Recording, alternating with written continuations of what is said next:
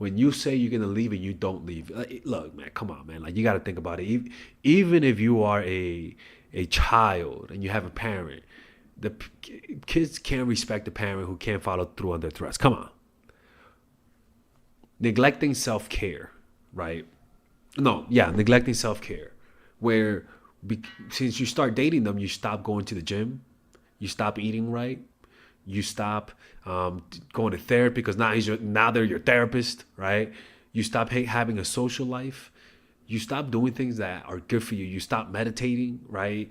A lot of the times we develop self-care as a way to deal with loneliness, as a way to deal with being alone. And as soon as we find someone, we assume that this person is going to take care of us. And so as a result, you put the burden on them, which is unfair. And people resent when you put that type of burden on them because you start acting needy. You start being too dependent on them.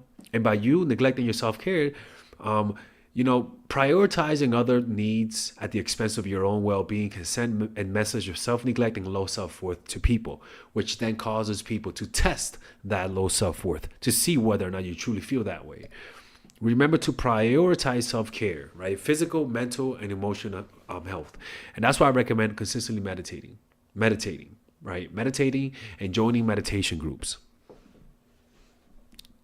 The next one is being too dependent on the other person. And that doesn't mean like you marry someone and now you guys depend on each other. That's codependence. That's not that bad. But excessively relying on others for validation, decision making, or emotional support can lead to a loss in autonomy, and self-respect, right? And people look down on you when they notice you can't be on your own. You can't like be independent. They look down on you. And the people who like that want someone to manipulate. The next one is unwillingness to have tough conversations. Similar to the first one, where people know they might be fucking up. People know they might be taking advantage of you. People know the truth of what you're hiding to yourself. You know what I'm saying? People know that. And rather than you have those tough conversations, you stay quiet.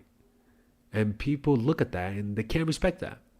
You guys may never talk about it, but it's the elephant in the room that they know. Why should I bring it up? But you don't bring it up because you know it might risk losing them.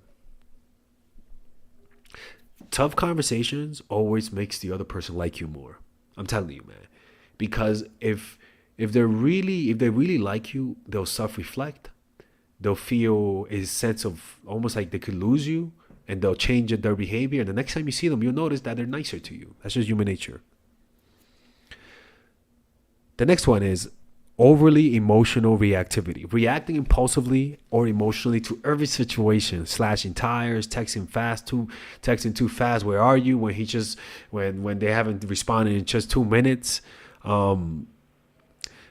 responding to every situation without considering the bigger picture can suggest a lack of emotional regulation and maturity.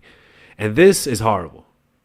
A person who can't see the forest through the trees, a person who doesn't see the bigger picture is a problem. That person will ruin you. Do you know how bad that is? Somebody who cannot see the bigger picture. That is horrible. Anyways, and the last one is ignoring red flags, right? Turning a blind eye to warning signs of or unhealthy behavior in relationships can erode trust and respect over time. Right. And that's why having those uncomfortable conversations is important, because anyone who has red flags knows that they're showing it, and they know that you're willfully looking away.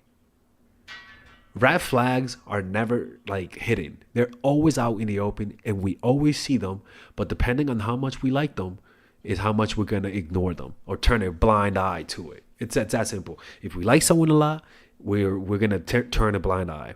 If we don't like someone, we're going to look at the red flags. But the problem is that's why I say when you don't like someone, you're more attractive. Because when you don't like someone, you have a quicker trigger to call it out. And then all of a sudden they like you. But if you didn't like them, you wouldn't call them out. And then you come to me and say, Father Alex, why did they when I like them, they don't like me back? Well, because a part of it is this. that you just don't call out the obvious. You don't call out the red flag, because this is the thing: is that when we like someone, our self-esteem lowers, our defenses are lowered, our self-esteem lowers, and it shows in our behavior. And depending how we all have we all have like a limit, right? Just like a threshold, right? Like a potential. We all have a bottom, right? And depending on how low your self-esteem is, everyone has a different bottom per se. but But essentially, when you like someone, your self esteem gets lower. That's why you get more romantic. You seek their validation more. You pay more attention. You're more reactive. But the level of reactivity, the level of how low your self esteem gets, is something that is a reflection of who you are, and how much you believe, how much respect you believe you deserve. But you can't be ignoring red flags. You got to call them out. People will respect you for it, and if you don't call it out, they're gonna notice it and get more comfortable with it. You know what I'm saying? Anyways, I hope you guys enjoyed this video. If you guys want to work with me one-on-one, go to myforattraction.org, and I'll see you guys later. Bye-bye. All right, if you guys enjoy these videos about stoicism, dating, relationships, self-help, moving up in life, I would recommend you guys check out some of my courses that I have for sale. These courses are courses for men and women. For example, Nice Girl, Nice Guy is a course about how to become more assertive. Natural Chemistry is a course for women that I have on how to develop strong relationships. Dark Game is a controversial course that I have for guys on how to attract women in their life and keep it. It's not as dark as it seems, but we do talk about some dark psychology in here. Psychological Game of Attraction is a course that we made for women who are single. And as you see, we have a course about how to develop charisma, emotional mastery, which is a course about how to develop a meditation practice, and how to improve your emotional life to become more resilient, to not let rejection hit you so hard, to be able to bounce back from failure. I have a course called Nice Guy, which is a course for guys who are single and guys who want to be able to develop more assertiveness training, right? Most of these courses come at $99. And there you could also purchase the bundle where you guys can purchase all of the courses in one go at a discounted rate, right? We have a bundle for women and a bundle for men. So click in the description down below to check them out. You could browse around and see the courses that you like. And if you don't like them, you guys can ask for a 30-day money back guarantee, and I'll give you guys the money back, okay? And in fact, we actually have a new one for women right now we're developing. It's called The Feminine Woman.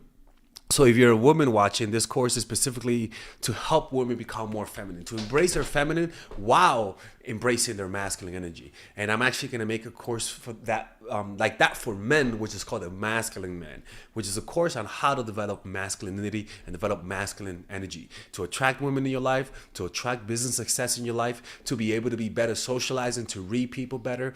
It's truly an all-around course. So if you guys want to check out those courses, click on the description down below where it says purchase the courses, and I'll see you guys inside. Bye-bye.